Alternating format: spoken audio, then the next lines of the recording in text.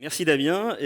Alors quelques petits mots juste, je dirais préliminaires sur une séquence assez longue de cet après-midi qui va être totalement consacrée au développement économique et commercial de vos offices. Donc un sujet extrêmement important et stratégique pour l'ensemble de la profession. Vous avez vu effectivement un film qui a repris, je dirais, les éléments principaux des actions qui ont été engagées par la Chambre nationale sur cette problématique et qui sont l'illustration en fait d'un plan d'action séquencé, structuré et très volontariste sur le sujet. Alors je me permettrai de rebondir juste sur la question de la sollicitation personnalisée tout à l'heure. Effectivement, il y a des freins et des obstacles et des craintes sur le sujet, que ça soit un petit peu le Far West sur les aspects commerciaux. J'apporterai simplement un petit commentaire qui était déjà dans votre question, qui est que finalement, avant de prospecter de manière très pragmatique des nouveaux clients, en règle générale, la priorité qui est le propre d'une stratégie relativement bien construite, c'est déjà de se concentrer de manière efficace sur ses propres clients. Et je pense qu'il y a déjà là matière énormément à faire et à développer. C'est plus facile et c'est moins onéreux en énergie et financièrement de s'investir sur ses propres clients et essayer de développer le chiffre auprès d'eux-mêmes que d'essayer de gagner et de piquer des clients aux autres. Voilà. Donc c'était juste un éclairage complémentaire. Alors, si aujourd'hui il y a un diagnostic quand même qui est partagé par la très grande majorité de la profession et des huissiers de justice sur la nécessité absolue de s'adapter en fait à un contexte mouvant, qu'on le veuille ou non, de toute façon le contexte évolue, et nous sommes dans l'obligation de nous adapter, sinon comme on l'a vu ce matin, une partie qui était assez anxiogène sur la blockchain, mais on a vu qu'il y avait des ouvertures et des perspectives assez intéressantes. Si ce diagnostic fait un consensus général, en revanche, il y a des questions, un tas de questions derrière. C'est comment je fais, comment je m'organise, qui sont mes clients, lesquels je peux aller voir, de quelle manière, quel message je leur adresse, quelles priorités, quels objectifs je me fixe dans mon entreprise. Donc effectivement, ça fait beaucoup de questions auxquelles vous n'avez pas nécessairement l'ensemble des réponses. En tout cas, votre objectif, finalement, c'est de savoir quelle est votre stratégie d'entreprise au sein de votre office et quel est votre business model. C'est cette réflexion qui doit être menée et pour laquelle, finalement, aujourd'hui, la Chambre nationale a un objectif prioritaire en essayant de répondre et de contribuer aux réponses à cet enjeu en fournissant, en proposant des outils, des instruments, de la matière à réflexion, aussi des niches d'activités ou des nouvelles activités que vous pourriez exercer, que vous auriez toute légitimité à exercer. Donc c'est un objectif prioritaire aujourd'hui pour la Chambre nationale. Alors proposer des outils, c'est l'objet justement de la prochaine séquence où vous allez avoir de brillants intervenants qui vont vous proposer en fait une séquence qui a été intitulée « La boîte à idées spéciale chiffre d'affaires », donc un certain nombre de pistes, de réflexion, de matière à réflexion, pour savoir s'il y a un certain nombre de choses qui sont intéressantes éventuellement à investir, à prospecter, j'entends en termes d'activité, pour pouvoir développer son activité au sein de son étude. Donc vous aurez successivement Hubert Paire, Benoît Santoire et Yann Duchemin ainsi que Yoni Ohana qui vont vous présenter divers sujets, somme toute très intéressants et on sera évidemment disponible par la suite pour répondre à vos questions de manière plus précise. Toutefois, au-delà des activités, des nouvelles activités qu'il peut y avoir, de la matière qui peut être ramenée, création de trafic de clients, on peut avoir beaucoup de produits. Mais la problématique, c'est de s'organiser autour de ça. C'est de savoir lesquels choisir, faire les bons choix, savoir s'ils nécessitent des investissements financiers, temps, importants, moins importants, et puis surtout, qu'est-ce que ça va vous rapporter par la suite. Donc ça veut dire qu'il faut établir tout simplement une stratégie de développement, une stratégie qui suit un process assez classique, faire une analyse de marché sur vos activités, sur vos clients, sur votre portefeuille client, se fixer des objectifs concrets, précis, établir une stratégie et définir un plan d'action. Donc ça semble un peu compliqué comme démarche. C'est vrai qu'au sein des entreprises, mais toutes les entreprises le font, s'affranchir de ce type de démarche, c'est délibérément évacuer la possibilité de ne pas naviguer à vue. C'est-à-dire que si vous n'avez pas cette démarche, évidemment, vous subissez vos activités, vous subissez vos clients, vous subissez la perte de clients ou d'activités, et donc vous n'êtes pas pilote de votre activité. Donc Ce travail préalable, il est absolument nécessaire. Je vais vous donner un exemple, parce que tout le monde le fait finalement, ce type de démarche. Prenons dans la vie personnelle la préparation des vacances. Préparation des vacances, vous commencez par une petite analyse de marché, ce qui se fait, quelles sont mes contraintes, où est-ce que ma femme veut aller, où est-ce que mes enfants ne veulent pas aller, quel est mon budget, quelle est l'offre sur le marché. Et en fonction de tout ça, vous vous définissez un objectif. Mais vous ne vous êtes pas dispensé de la première phase. Ce sera une villa pour 6 personnes avec piscine en Toscane, gastronomique, c'est parfait, moi ça me va très bien. Vous vous êtes fixé cet objectif. La stratégie, c'est par quel biais vous allez essayer d'atteindre cet objectif. Aller sur Internet, faire des études de marché, faire appel à des brokers, faire appel à des comparateurs de prix, faire appel à une agence de voyage à côté de chez vous. Vous décidez que votre stratégie, ce sera à faire appel à l'agence de voyage qui est à côté de chez vous, parce que les commerces en ligne, vous n'êtes pas trop pour, vous voulez faire marcher le commerce local, tout à fait légitime et normal. Et puis il y a le plan d'action. On décide du budget avec la famille. Samedi, on va voir l'agence. On lui laisse une semaine pour faire le devis. On décide. Voilà. C'est finalement ce type de démarche, elle est tout à fait naturelle chez tous les individus dans leur vie personnelle. Donc le fait de s'affranchir de ça dans une entreprise, ça peut être assez grave de conséquences. Voilà. Alors, la Chambre nationale entend aussi, au-delà des propositions de la boîte à idées, pouvoir proposer des idées et des accompagnements sur le sujet. Donc, proposer des idées, des accompagnements, ça peut passer par différentes choses. Disposer de données concrètes, rationnelles, qui permettent d'avoir une vision claire de ce qu'est le marché et de là où je peux me positionner. Et pour ça, vous aurez quelques éléments beaucoup plus complets avec Bruno Dauphins et Olivier Petitjean tout à l'heure. Et puis, il y a aussi, évidemment, le fait d'être accompagné. On se disait tout à l'heure, qui a l'idée aujourd'hui dans une entreprise, un chef d'entreprise, de gérer soi-même l'informatique? On délègue l'informatique. On fait appel à des professionnels, on fait appel à des gens qui sont spécialisés sur le sujet et qui vous évitent de faire éventuellement des bévues ou des bêtises et qui vous accompagnent sur le sujet. Eh bien, sur les aspects évidemment de développement, ça peut être aussi le cas. Donc, Olivier Barret, qui interviendra tout à l'heure, vous apportera un témoignage sur le sujet et j'espère qu'il sera relativement convaincant. Voilà, quelques propos préliminaires rapides, un petit peu plus longs. En tout cas, je vous remercie de votre attention et tous les intervenants et moi-même, évidemment, nous serons à votre disposition tout à l'heure pour répondre à des questions, aller plus en détail sur ces sujets, sur les programmes qui sont proposés, sur les outils et les instruments. Je vous remercie. Bien, Bruno.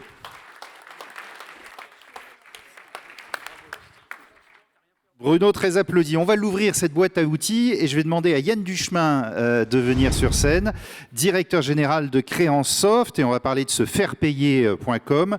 Vous allez nous présenter cette plateforme de recouvrement. Yann, c'est à vous. Bienvenue chez vous. C'est votre magasin. Ce fairpayer.com est une plateforme, et la première plateforme de recouvrement à forfait, puisqu'elle a été lancée par Pascal Abel en 2005. Et cette plateforme, nous avons décidé d'en faire acquisition au mois de mai de cette année pour vous offrir des solutions très concrètes pour attaquer notamment le marché des TPE, des professions libérales. Cette plateforme a été complètement rechappée, remodelée pour être 100% huissier désormais. Donc cette plateforme, comme je vous le dis, elle est pour vous et je vais vous expliquer comment elle fonctionne. Juste avant que j'aille dans le détail, sachez que nous avons un stand et que nous pourrons discuter et vous inscrire sur cette plateforme.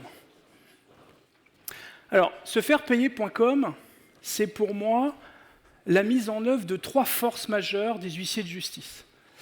La première, c'est son côté proximité, proche, de maillage de territoire. C'est la possibilité d'être mis en relation avec une TPE proche de chez soi. On me demande souvent sur ce fairpayer.com, et comment est-ce que vous choisissez l'huissier? Moi, je ne choisis rien du tout. C'est la TPE, l'artisan, qui vient sur le site web et qui va choisir au travers d'une Google Maps, je vais vous la montrer tout à l'heure, et qui choisit, pour des raisons de proximité, par exemple, son huissier de justice. Donc moi, je ne choisis rien. Vous allez pouvoir mener 3 types de prestations. Alors, On offre la possibilité à la TPE de relancer par elle-même, de relancer avec l'huissier de justice, ou bien de faire du recouvrement forcé. Encore une fois, seul un huissier de justice peut couvrir ces 3 thèmes. Une société de recouvrement ne peut pas pratiquer par elle-même le recouvrement forcé. Et enfin, dans le respect de la déontologie, parce que tous les actes judiciaires sont au tarif, à l'euro près, et vous sont reversés à l'euro près. Sefairpayer.com ne prend aucun honoraire sur vos actes judiciaires. Alors, ce que n'est pas Sefairpayer.com. Sefairpayer.com n'est pas une société de recouvrement. Nous ne recouvrons rien. Nous n'avons aucun mandat pour encaisser. Tout le bordel est porté par vous. Encore une fois, je vous ai dit tout à l'heure, bienvenue chez vous, c'est votre boutique, c'est votre magasin. C'est vous qui allez facturer le client. Lorsque la TPE, l'artisan, va choisir un forfait, c'est vous qui allez le facturer, ce n'est pas Sefairpayer.com. Donc, Sefairpayer.com, c'est bien à votre profit, et Sefairpayer.com n'est finalement qu'un intermédiaire qui facilite le commerce, qui évite à l'électricien, à l'artisan, de venir frapper à votre porte et qui va venir démocratiser finalement l'accès à l'huissier de justice, et j'y reviendrai un petit peu plus tard. Alors comment ça marche? C'est assez simple, c'est 19,90 € par mois par huissier. Vous vous inscrivez sur le site sefairpayer.com ou Créansoft, les deux sont possibles. Si vous passez au stand, on vous expliquera comment vous connecter.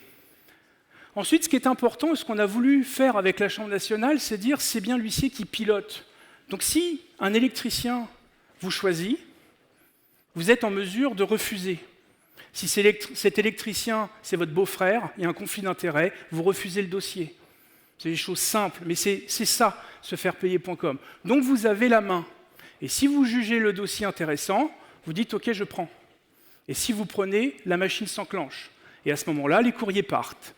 On parlait tout à l'heure de sollicitation personnalisée. Donc ça a été réalisé sans trucage, j'ai fait les slides il y a 2 jours.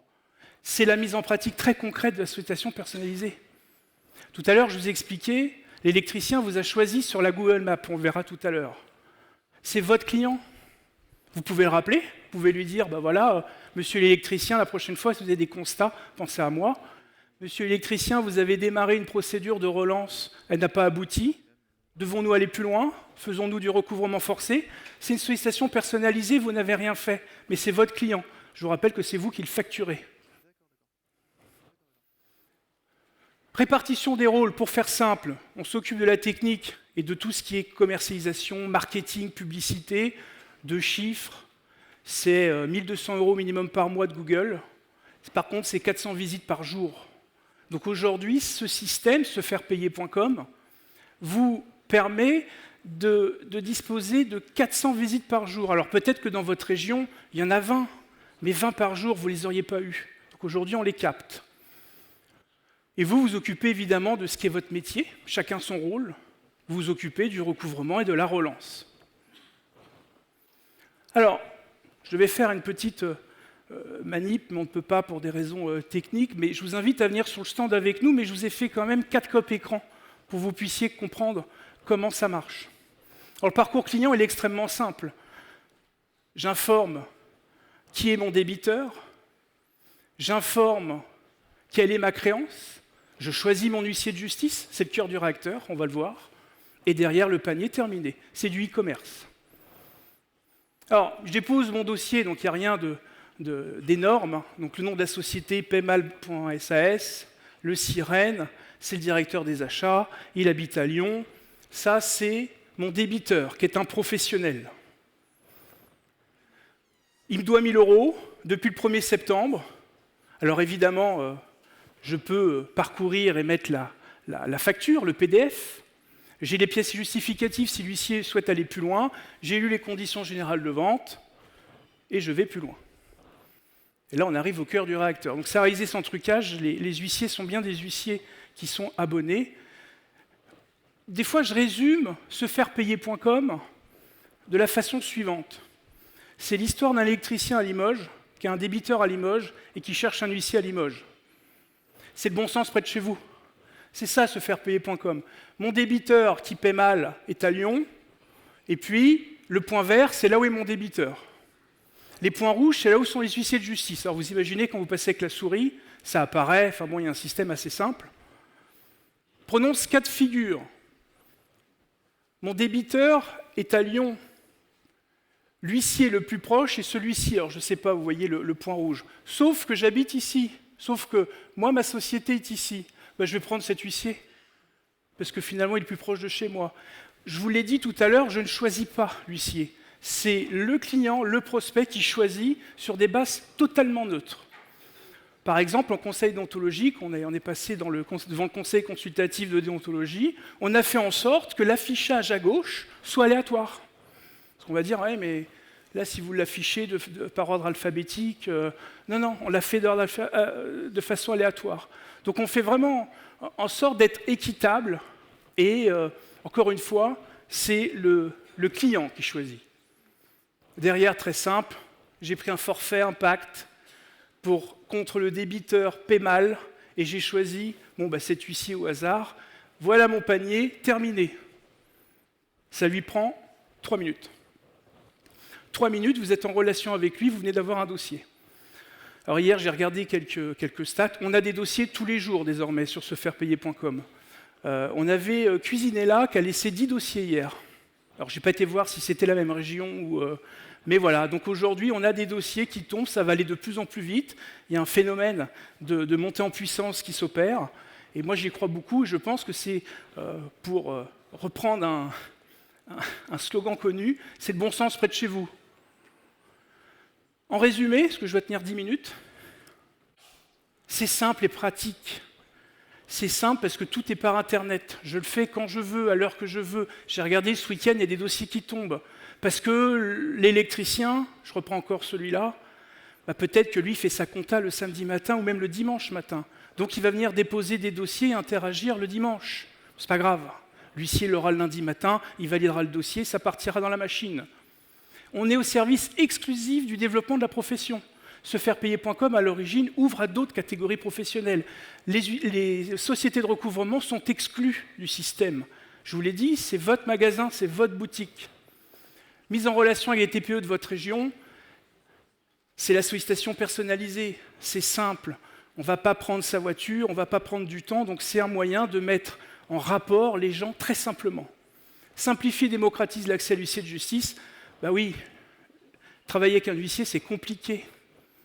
C'est cher, on ne comprend pas. Là, on a démocratisé, on a forfaitisé les forfaits, qu'ils soient amiables ou judiciaires. Donc la liste des actes sont prédéfinis et on essaie d'écrire français. Je veux récupérer mes sous. On fait des choses très simples, sinon ça ne marche pas, les gens fuient. Également dans le respect de la déontologie, puisque nous avons soumis au Conseil consultatif de déontologie de la profession la plateforme, et elle a été validée, ce qui est une première. J'aimerais qu'on continue à ouvrir cette boîte à outils avec litige.fr, qui est le leader des Legal Tech. La Chambre régionale s'associe à ce leader français du règlement en ligne des litiges. Et je demande à Yoni Ohana, cofondateur de litige.fr, de nous en parler. Je tiens tout d'abord à remercier la Chambre nationale des commissaires de justice pour cette invitation. Je remercie également Gabriele Meccarelli, Bruno Chupin, Cyril Muri de nous avoir proposé d'intervenir aujourd'hui. Je suis très heureux de pouvoir vous présenter litige.fr, Legal Tech que j'ai cofondé et qui s'est imposé depuis quelques années dans le paysage des recours à disposition des particuliers dans le règlement de leurs litiges du quotidien. Et cette intervention est avant tout l'occasion pour moi de vous présenter aussi nos travaux collaboratifs avec les commissaires de justice à travers la France depuis maintenant un peu plus d'1 an et demi, et de vous faire un retour d'expérience enthousiasmant et plutôt prometteur.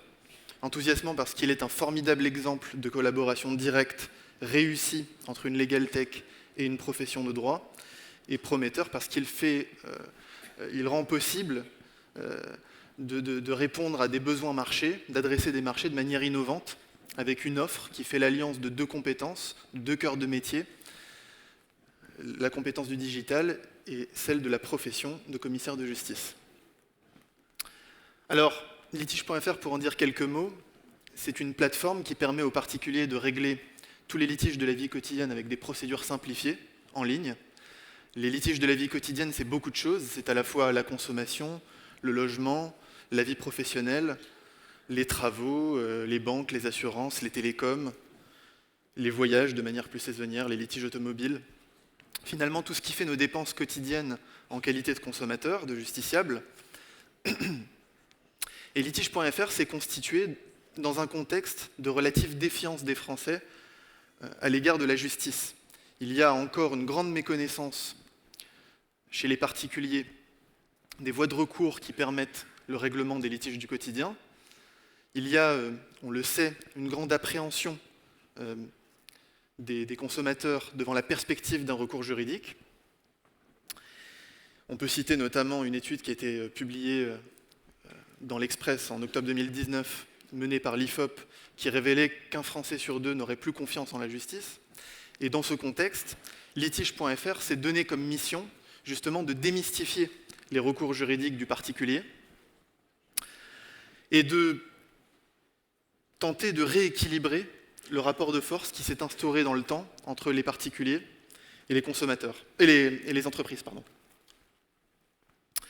Et pour ce faire, litige.fr a eu comme idée de mettre à disposition des particuliers des moyens juridiques, des armes juridiques, un arsenal juridique qui ressemble trait pour trait à celui dont disposent les entreprises.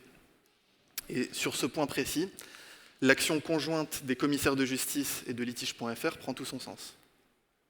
Alors, quelques données pour illustrer notre activité. Litige.fr, c'est plus de 250 000 affaires traitées par an, avec un taux de résolution de 60% des litiges à l'amiable, une étude que nous avons menée en mai 2019 avec Ipsos.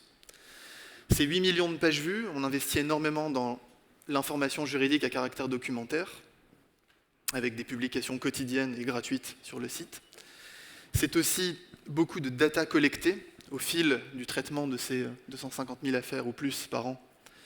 Effectivement, litige.fr est en mesure d'agréger des données qui sont tout à fait inédites et d'éditer des baromètres sectoriels, de répondre à des questions sur les litiges que rencontrent les Français dans leur quotidien, les montants qui sont en jeu, les enseignes, les marques qui sont les plus attaquées, leur propension à régler le litige à l'amiable ou au judiciaire, ou encore les délais de la justice. Et puis litige.fr, c'est aussi des partenariats dont nous sommes très fiers avec certains organismes du secteur public, du secteur associatif ou du monde médiatique, pour n'en citer que quelques-uns. Alors, voilà, je l'évoquais en introduction, c'est aussi, litige.fr, un travail collaboratif depuis plus d'1 an et demi avec les commissaires de justice à travers la France. Et c'est une expérience réussie parce qu'elle est bâtie sur l'association de 2 cœurs de métier, le digital, pour litige.fr, une legal tech qui va remplir sa mission de simplification des démarches du particulier, en agrégeant les besoins, en proposant un parcours utilisateur, une expérience utilisateur simplifiée, en démystifiant le recours, sans ne jamais se substituer au travail juridique et à l'expertise du commissaire de justice qui analysera le dossier, qui conseillera le justiciable, qui sera en capacité d'activer son réseau et de signifier potentiellement des actes sur tout le territoire national. Et ce dispositif est aujourd'hui décliné sur une collaboration de 52 études au niveau national. Et je profite de cette intervention pour vous dire que ce dispositif est ouvert évidemment à toutes les études qui souhaitent se joindre à cette opération. Et je serai ravi d'échanger avec vous à l'issue de cette présentation. Alors, 2 marchés qui ont été le terrain d'application de ces travaux collaboratifs.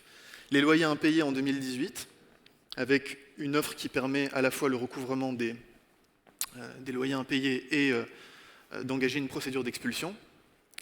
En 2019, une offre de règlement amiable, de mise en demeure d'huissier de justice, avec des options amiables qui viennent s'y ajouter. Et sur ces 2 marchés, depuis à peu près 1 an et demi de travail, nous avons reversé au commissaire de justice un peu plus de 450 000 € hors taxes. Alors, pour l'offre amiable, il s'agit donc d'une mise en demeure qui est proposée aux particuliers, une mise en demeure d'huissier de justice, qui est rédigée par un huissier de justice, qui est envoyée par un huissier de justice, à laquelle s'ajoutent potentiellement des options, comme la signification, ou encore des relances téléphoniques de l'adversaire pour une négociation directe. On peut également souscrire à un mandat d'encaissement. Et pour les loyers impayés, une offre qui, effectivement, traite toute la chaîne de résolution du contentieux, alors que je ne détaillerai pas ici, parce que la grande difficulté de cette offre a été d'agréger tous les cas d'espèce que peuvent rencontrer les bailleurs confrontés à une situation d'impayé, et ils sont très nombreux, vous le savez mieux que moi. Et c'est aussi un département qui est couronné de succès, puisqu'il est opérationnel depuis le début de cette collaboration avec les commissaires de justice. Alors, cette démarche, nous souhaitons la poursuivre. Nous souhaitons la poursuivre avec toutes les études qui souhaitent se joindre à l'opération, avec tous ceux qui souhaitent nous proposer des idées pour adresser ces marchés et d'autres marchés de la manière la plus innovante possible. Je pense à la médiation, où nous sommes convaincus que les commissaires de justice peuvent jouer un rôle de premier plan. Les constats, évidemment, les créances professionnelles, les relations locatives au sens large, et donc, évidemment, encore dans une logique de collaboration au niveau national. Peut-être un dernier mot sur la data, qui est aussi un moyen d'enrichir le service offert aux particuliers. Vous avez ici un exemple de baromètre édité par litige.fr sur les litiges de la vie quotidienne, avec les grandes catégories. Ici, on donne un focus plus particulier sur le logement, puisqu'on en parlait. On peut voir ici deux tableaux. Le premier qui détaille la typologie de litige du logement, avec, on le voit, un litige sur deux qui porte sur les relations locatives opposant bailleurs et locataires. Ensuite, sur le tableau numéro 2, un focus donné au litige locatif, avec deux litiges qui ressortent particulièrement. La non-restitution de dépôt de garantie à hauteur de 72% et les loyers impayés et expulsions locatives à 17%.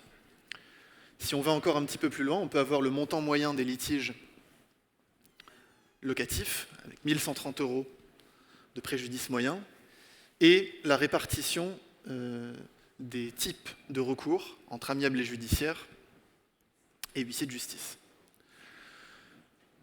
Dernier point, peut-être un mot aussi sur d'autres types de baromètres que nous sommes en mesure d'éditer régulièrement, sur les acteurs, sur les grands opérateurs économiques.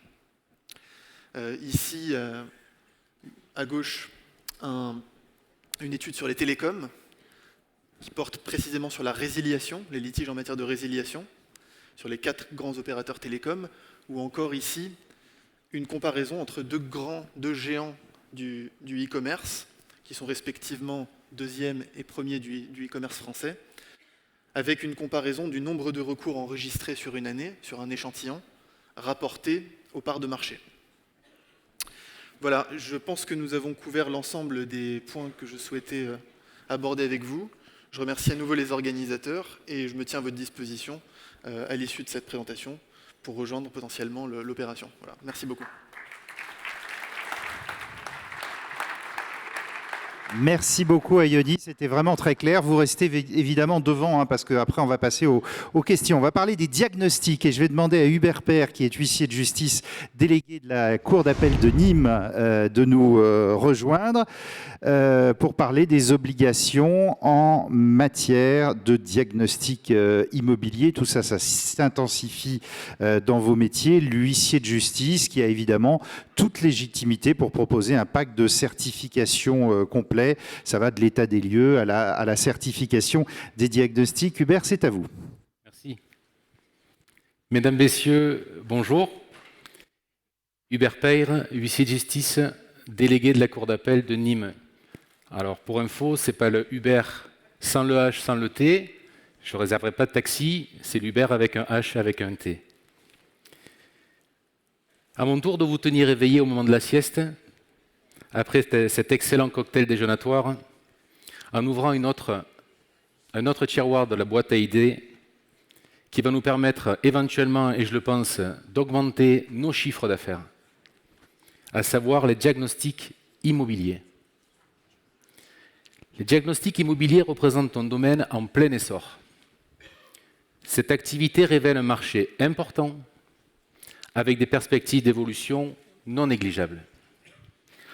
On estime le marché du diagnostic immobilier à plus de 750 millions d'euros de chiffre d'affaires.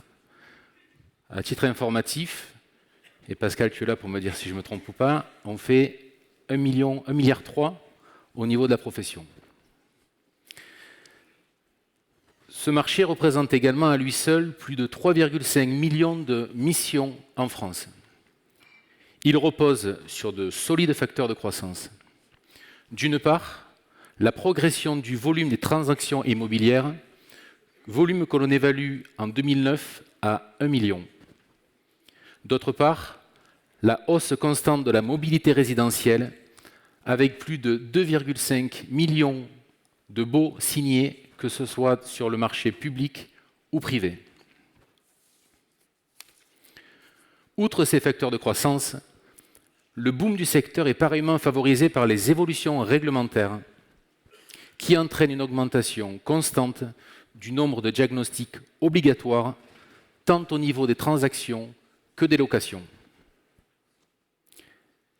Les diagnostics à remettre lors d'une vente immobilière sont réglementés par les articles L271-4 et suivants du Code de la construction et de l'habitation, relatifs au dossier de diagnostic technique, et de l'article 46 de la loi du 10 juillet 1965, relatif à l'attestation de surface privée. Certains diagnostics immobiliers sont obligatoires en matière de vente.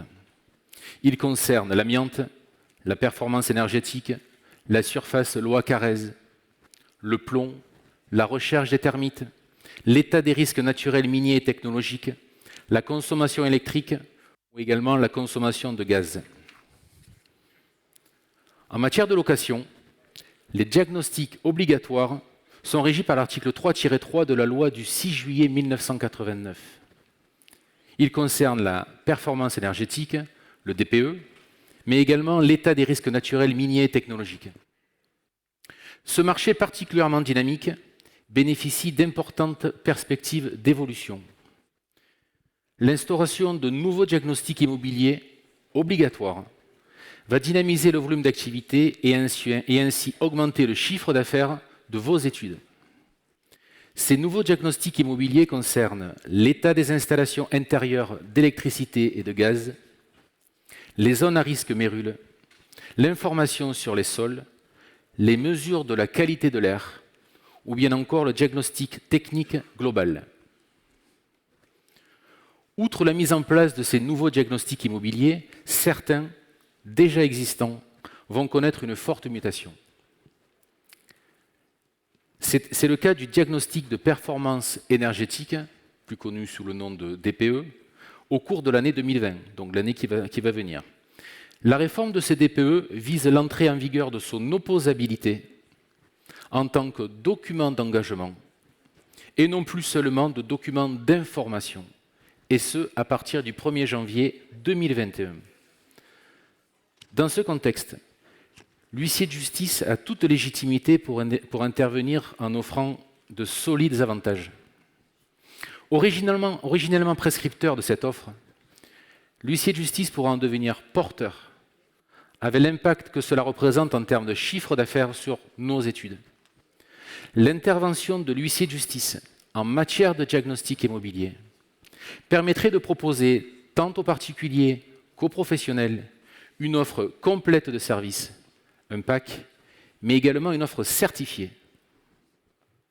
L'offre complète de services serait articulée non seulement autour de notre cœur de métier, mais également autour des activités accessoires d'administration d'immeubles et de syndic de copropriété. Le service proposé se voudrait complet. Dans notre cœur de métier, cette offre viserait la procédure de saisie immobilière, bien sûr, mais également les procès-verbaux avant et après travaux, notamment en matière d'amiante. En ce qui concerne les activités accessoires, administration d'immeubles et syndic de copropriété, l'offre complète viserait l'état des lieux, les diagnostics et la rédaction du bail. En ce qui concerne la certification, l'huissier de justice permettrait d'apporter à ses clients une sécurité juridique, avec une certification des diagnostics immobiliers. La certification par l'huissier de justice aurait pour effet de sécuriser les litiges éventuels. Cette sécurité juridique s'appuierait sur nos forces professionnelles, telles que la formation continue, la veille réglementaire et normative, ou bien encore notre nouveau code de déontologie. Enfin, la sécurité juridique serait garantie aux justiciables par notre assurance professionnelle. Vous le voyez, les diagnostics immobiliers constituent indéniablement un moyen pour l'huissier de justice d'enrichir son offre client et c'est de s'attribuer ainsi un chiffre d'affaires en augmentation, en tout cas un chiffre d'affaires additionnel conséquent. Le développement de cette activité permettra à l'huissier de justice de satisfaire intégralement sa clientèle en ne recourant pas au service d'un tiers, ce qui est le cas à l'heure actuelle. Au-delà, le développement de cette activité permettrait à l'huissier de justice d'atteindre une nouvelle clientèle de proximité en ne proposant que l'activité de diagnostic et d'ainsi augmenter le chiffre d'affaires de nos études. Au terme de cette présentation, je tiens à vous indiquer que cette perspective de développement du chiffre d'affaires de nos études émane d'un groupe de travail mis en place par le président Salino, qui n'est pas là. Il n'est jamais loin. Tant mieux. Ce groupe de travail se compose d'un panel de 10 délégués avec des profils hétéroclites, tant au niveau de la structure d'exercice que de la localisation territoriale des études.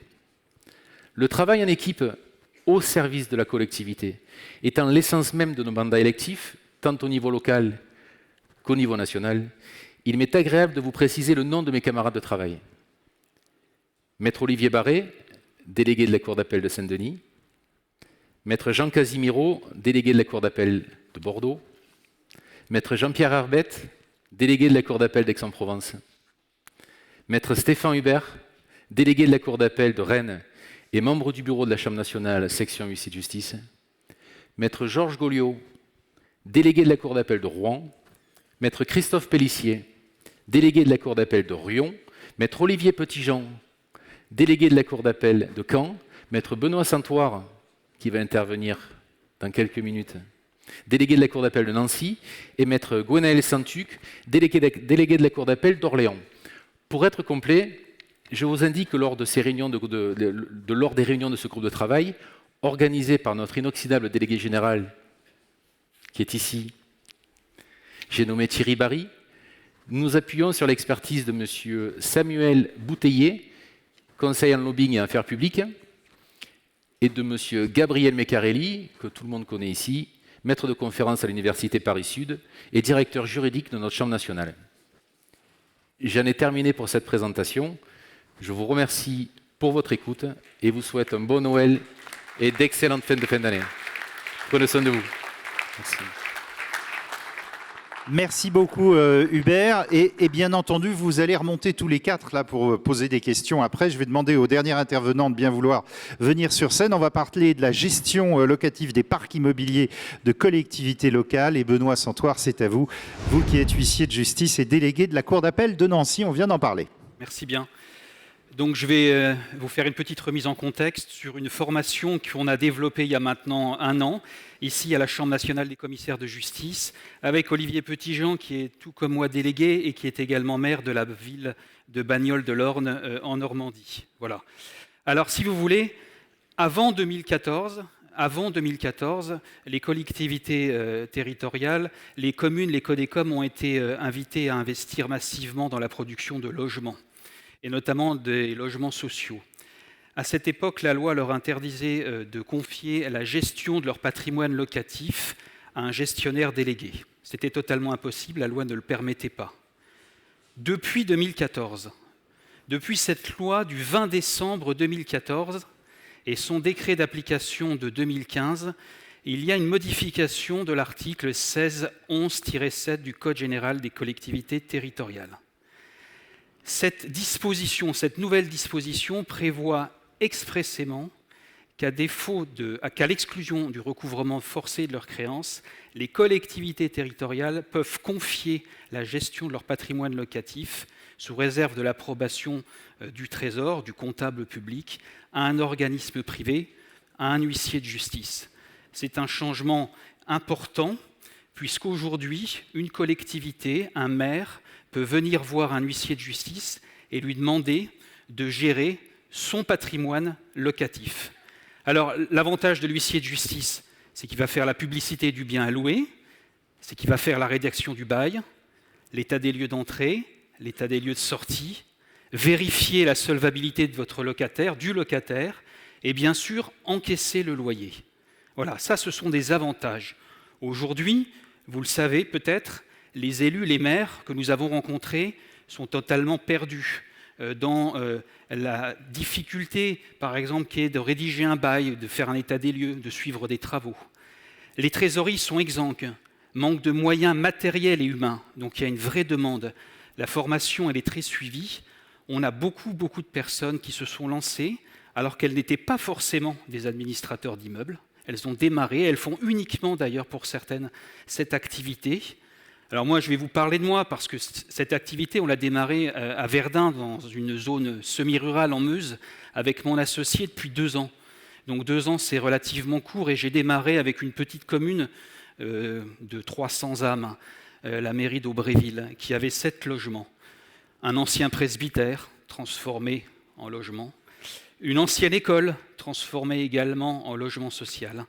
Nous avons progressivement donc convenu avec cette commune d'une convention, et nous avons démarré il y a 2 ans donc à encaisser les loyers de cette petite commune, 7 logements au total. 2 ans après, aujourd'hui nous gérons des maisons de santé pluridisciplinaires. Nous avons récupéré la gestion des immeubles sociaux de la ville de Verdun. La ville de Verdun où j'exerce, c'est 20 000 habitants. Aujourd'hui, cette activité, elle occupe chez moi une personne à temps complet, et elle nous rapporte 10 000 € par mois. Voilà, je vous parle en toute transparence de cette activité dans mon cabinet. Et elle est croissante. Nous avons des demandes toutes les semaines.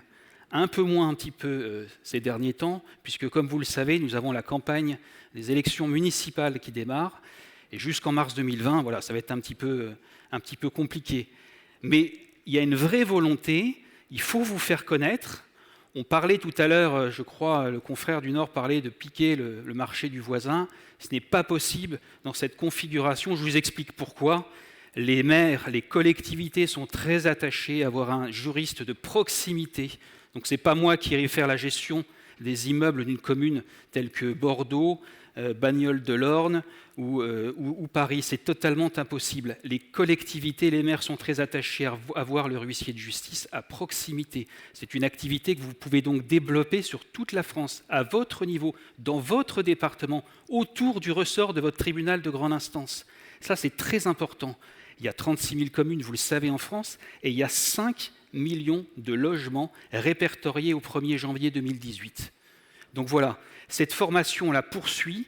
J'ai la chance de la mettre en exergue avec un maire qui vous apportera, et en plus c'est l'huissier de justice, qui vous apportera sa sensibilité de maire et d'élu. Sachez que les trésoreries ne sont pour la plupart pas au courant de ces nouvelles dispositions, alors que c'est pourtant une loi de 2014 et un décret de 2015 qu'il faut leur expliquer. À mon niveau, j'ai rencontré au tout début des difficultés avec certains comptables publics. On les a apurés heureusement avec l'aide du sous-préfet de la Meuse, qui, à ma demande, a organisé des réunions tripartites.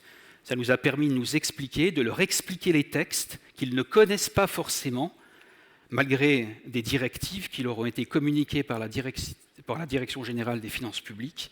Mais voilà, on a démarré tout doucement. Aujourd'hui, ça pèse lourd dans mon cabinet et on continue à progresser. Et on voit que les personnes qu'on a formées avec Olivier depuis maintenant presque 1 an ont elles aussi réussi à leur niveau à développer cette nouvelle activité dans leur office. Voilà, en résumé, ce que je voulais vous dire.